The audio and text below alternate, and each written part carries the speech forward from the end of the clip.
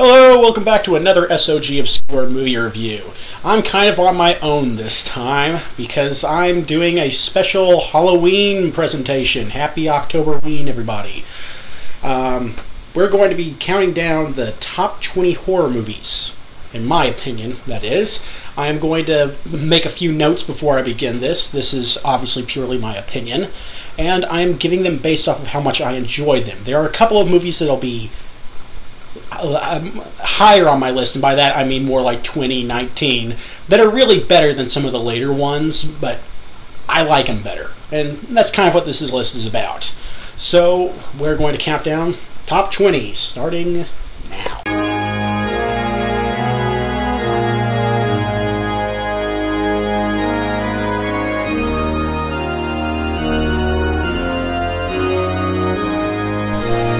And at number 20, Poltergeist. 1982's Poltergeist is one of the best ghost stories, in my opinion, ever filmed. Directed by Tobe Hooper, not Steven Spielberg, no matter what anybody says. It was Tobe Hooper, damn it. It works well on every level. For 1982, it has amazing special effects. The house kind of imploding on itself is amazing. The swimming pool filled with corpses is one of the most suspenseful scenes I've ever seen in a ghost film, in my opinion. And, well, I mean, come on, they're here, everybody knows that scene. And the scene where his face is peeling in front of the mirror. I mean, there's just so many good scenes in this movie that I've never understood why this one isn't quite highly as well loved as Tobe Hooper's other film, Texas Chainsaw Massacre, which will not be appearing on this list. Sorry, any fans of that. But yeah, I mean, Poltergeist works with a lot of children in the movie, and that's something very hard for films usually to have, good child actors. It's rare, and I think they're all effective in this one. I like the fact that it feels like a real family. There's kind of this dynamic of, you know, they all care about each other, and yet the parents kind of get sick and tired of the kids enough that I like that. There's a lot of really good humor, like the chairs stacking on each other scene. Once again, if you haven't seen the movie, this probably means nothing to you, but it was pretty funny. And, yeah, all around a good film. Tobe Hooper's best, other than possibly a Salem's Lot adaptation, but that's not going to be in here.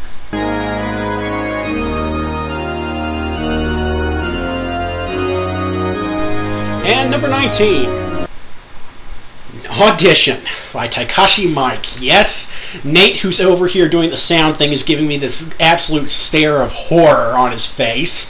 And, you all probably remember my initial reaction to Audition. I couldn't get through it the first time.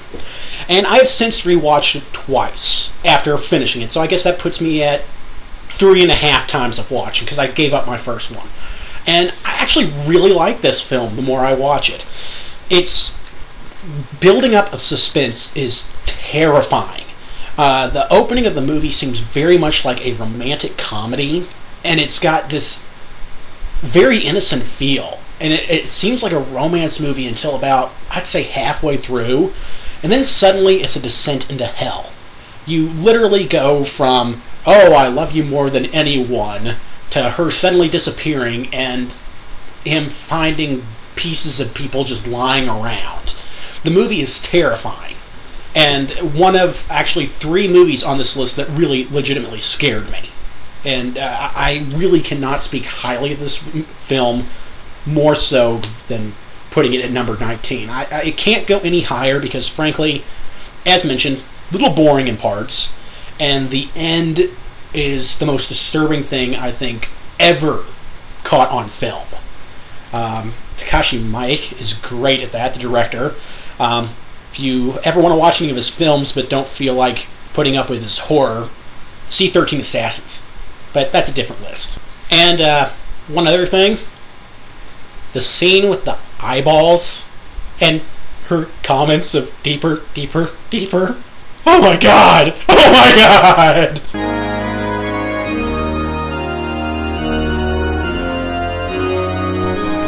At number 18, we have the original vampire film Nosferatu from 1922. It's going to be the only silent film you're going to get on my list, and while I thought about putting Phantom of the Opera in also, Nosferatu just wins. Nosferatu, as Bell pointed out in the previous thread, is not technically the first vampire movie. That said, it is the one that created the vampire genre. The film is wonderful. It's amazingly filmed. It has scenes with... It was one of the first real movies to play with shadows, I think. The shadows on the wall and his hand specifically when it moves across the castle walls. Just great. They played a lot with this type of thing, and F.W. Maroon, or however you pronounce his name, I'm going to apologize to all people who know. The director of the film is one of the greats of the silent film. His version of Faust is about the only one that's tolerable, in my opinion. As you probably know if you've read my Faust review. God, I hate that movie. And Max Schreck is amazing as Orlok, the vampire, or Dracula as everybody thinks of him. This one I do have to go into a couple of things about filming, because I love the backstory. They wanted to originally film an adaptation of Dracula, which if you've ever seen Nosferatu, you'll be thinking, well, they did. They just changed the characters' names. The reason for that, though, was they could not get the rights from Bram Stoker's estate. They were wanting to film it in America, and they were going to signing on adaptations to do the play Dracula. And they would not sign it on to a German filmmaker. So he decided, I'm going to make the damn movie anyway, and he just changed names. That was his solution to the problem. And it really works, though. I mean, if you know the Dracula story, you pretty much know where it's going to go most of the time, but really good adaptation, even if it's not an adaptation per se. Was also later remade by Herzog, which is really good too, but it was more of a political statement, so I'm not getting into that one.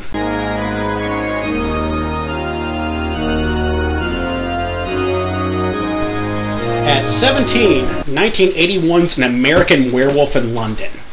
Now, this one is amazing. This is one of the first horror movies I actually remember ever seeing. Directed by John Landis, who directed Animal House and Blues Brothers, so you don't instantly think of him directing An American Werewolf in London. But I love this movie. It is one of the perfect mixes of horror and comedy ever filmed. I mean, there's just so many great scenes. The basic plot is traditional werewolf story. Two guys, in this case American campers, traveling through the moors. And, of course, they're warned several times to stay off the moors. And, well, what do you know? A werewolf comes and kicks the shit out of both of them. One of them dies, horribly mauled, and the other one's bitten and survives. And, of course, he's now cursed to be a werewolf, too. But what makes this one stand out, in my opinion, is the fact that everybody he kills when he turns into a werewolf, he sees haunting him. The ghosts of them keep on showing up. And his buddy, I'm trying to remember his name, Jack. Jack is great in the movie, because even though he didn't kill him, his ghost is still haunting him.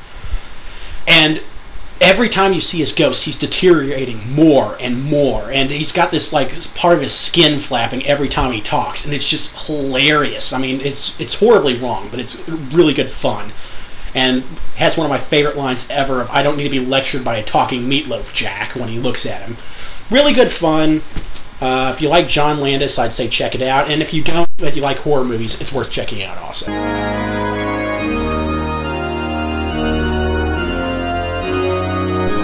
Number 16, 1931's Dracula. Yes, the original Bela Lugosi version. I mean, what is there not to love about this? Of course, it's not the most faithful adaptation of the book, but it's really the classic. I mean, Lugosi's line deliveries are just such fun in this movie. The guy who played Renfield, I cannot remember his name for some reason, he's overacting in the best way possible. While he will never beat Tom Waits' Renfield from the 92 version of Dracula. But then again, that one had Keanu Reeves, so it's not worth talking about. But I mean, but other than that, this one just wins in every way possible. It's classic film. It's not really scary, but it's so good at what it does.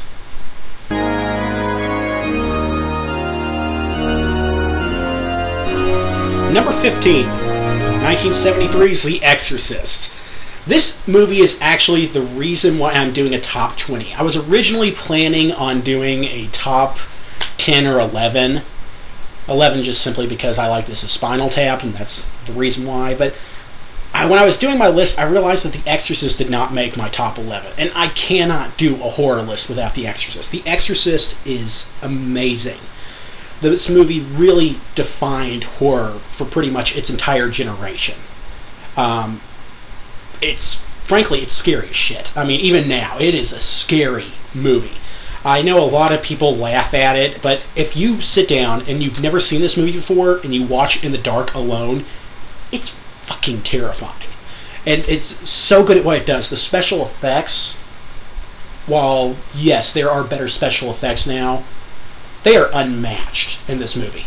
The scene with the head spinning around, the crawling down the stairs spider walk, if you're watching the director's cut, which I think is the only version on DVD.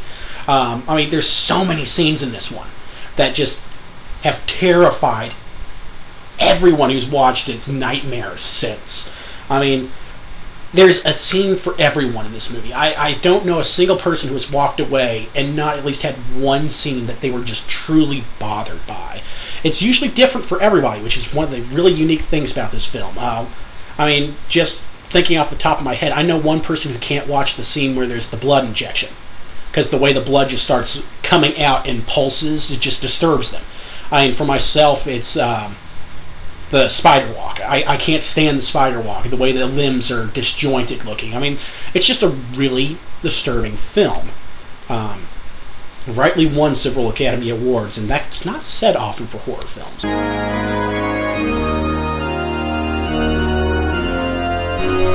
At number 14, Stanley Kubrick's The Shining. Yes, you probably knew this one was coming because I am a Stanley Kubrick fanatic. I will admit, I love all of Kubrick's films. And I will say The Shining is actually nowhere near one of my favorite of his films, though. But in terms of the horror genre, I think it's great. The scene with the twins, I know so many people who are terrified of that scene to this day. And I'll be honest, this movie never scared me. I've always enjoyed it.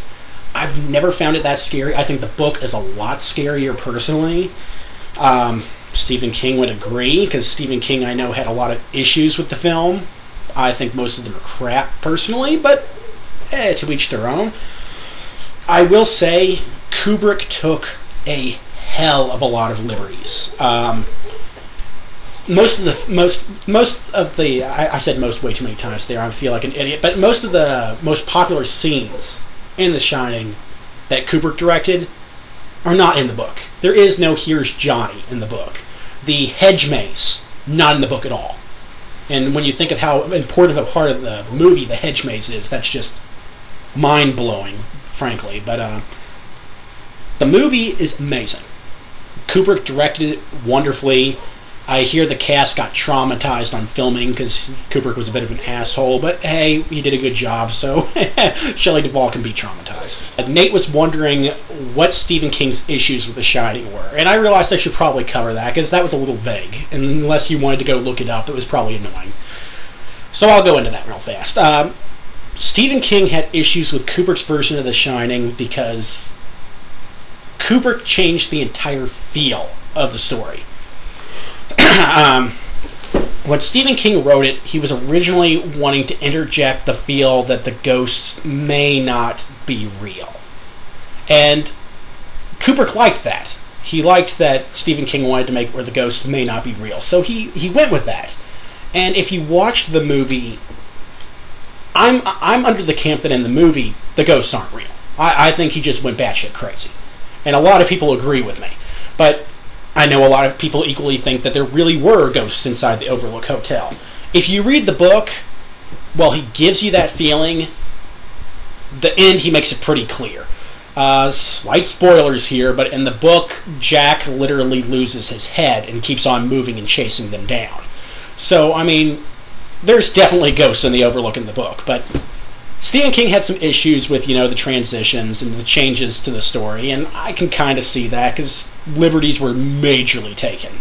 But that doesn't stop the fact that it's an extremely good movie. There, are you happy, Nate?